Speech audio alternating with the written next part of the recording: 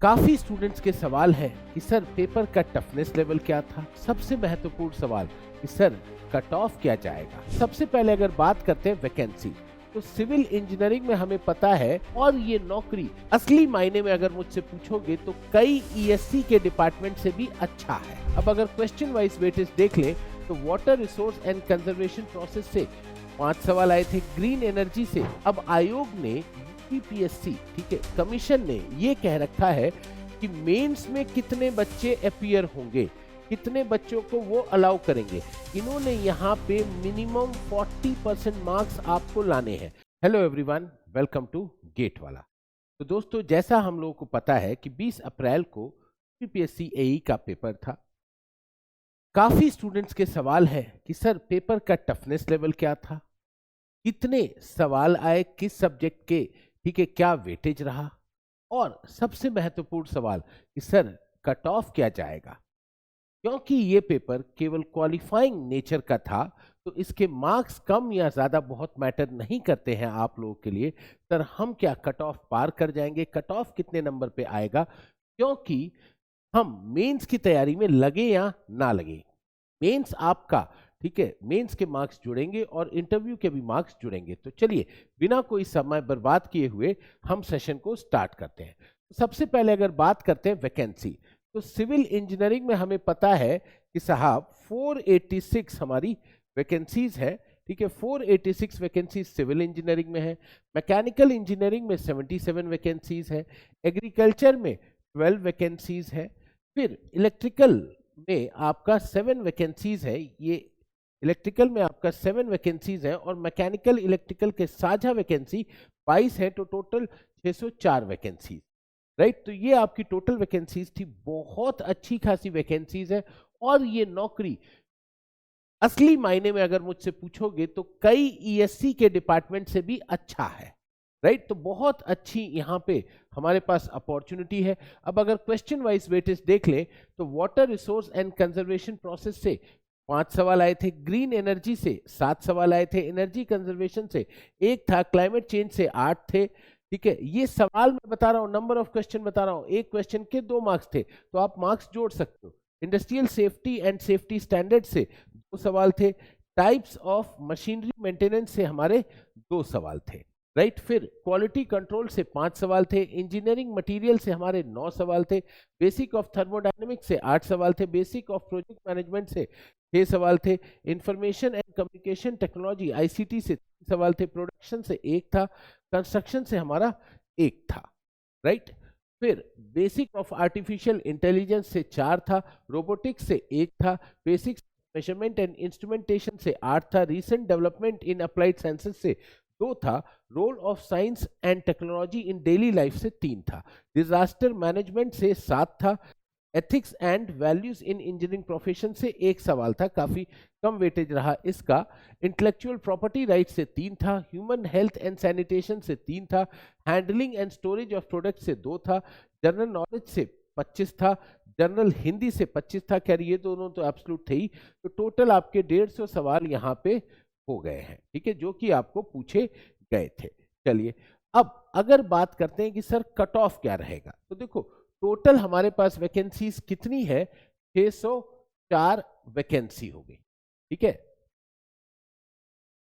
Vacancy साहब हमारी 604 हो गई। अब आयोग ने यूपीपीएससी ठीक है कमीशन ने ये कह रखा है कि मेंस में कितने बच्चे अपीयर होंगे, कितने बच्चों को वो अलाउ करेंगे। इन्होंने यहाँ पे मिनिमम 40% मार्क्स आपको लाने हैं।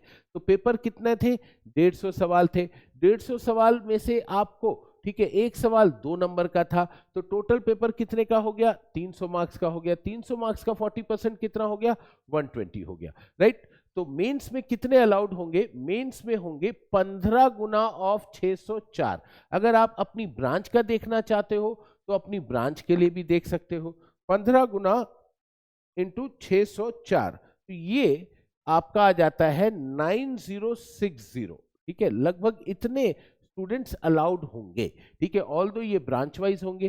ठीक है, बट मैं एक ओवरऑल बता दे रहा हूं। ठीक है, ओवरऑल आपको बता दे रहा हूं। अब minimum qualifying marks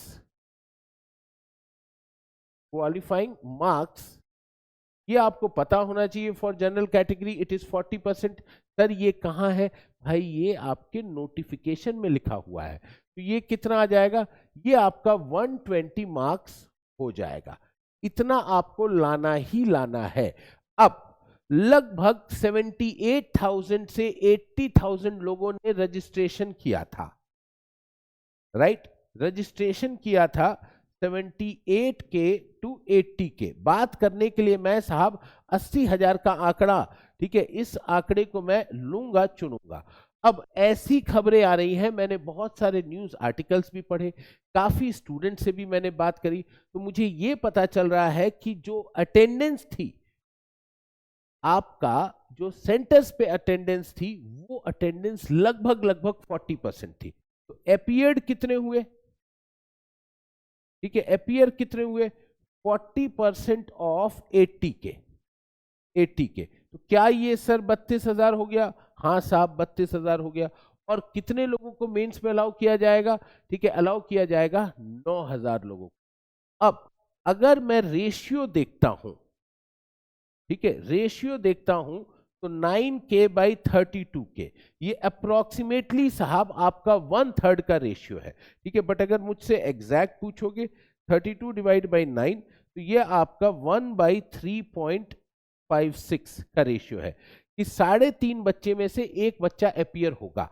but sir main बात तो बताइए कि कट ऑफ के नंबर क्या एक्सपेक्ट करें।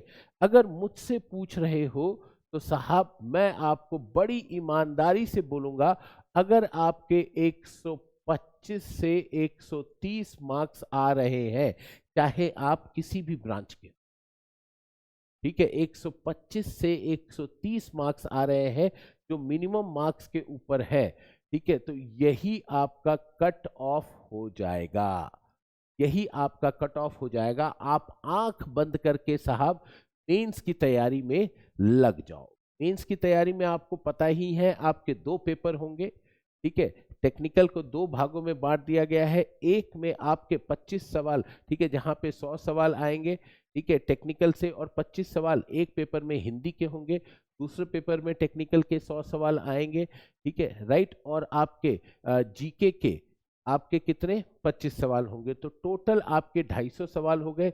एक सवाल आपका 3 नंबर का आएगा, तो 750 मार्क्स का मेंस है। और मैं फिर से बता दूं, पूरे टेक्निकल सब्जेक्ट को, ठीक है, पूरे टेक्निकल के सिलेबस को आपके इंजीनियरिंग के, ठीक है, चाहे आप सिविल से हो, मैकेनिकल से हो, इलेक्ट्रिकल से हो, चाहे एग्रीकल्चर से हो, पूरा आपका टेक्निकल सिलेबस को 2 पार्ट में बांट दिया जाएगा, पेपर 1 और पेपर 2।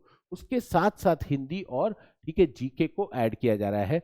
अगर आप 125 से 130 मार्क्स के आसपास आ रहे हो, आंख बंद करके अपनी तैयारी स्टार्ट कर दो, वेस्ट ना करो इस समय को, क्योंकि कोई भी तैयारी कभी भी खराब नहीं जाती है। तो आई गेस सेशन में आपको जो इन्फॉर्मेशन चाहिए होगी वो सारी इन्फॉर्मेशन प्राप्त हो गई होगी। अगर कोई और भी चीज आपको चाहिए तो आप कमेंट बॉक्स में नीचे लिख सकते हैं। I will try to reply, my team will try to reply, otherwise you can connect me at Ankit sir PW। Thank you everyone, have a nice day, best of luck for your preparation and Jai Hind.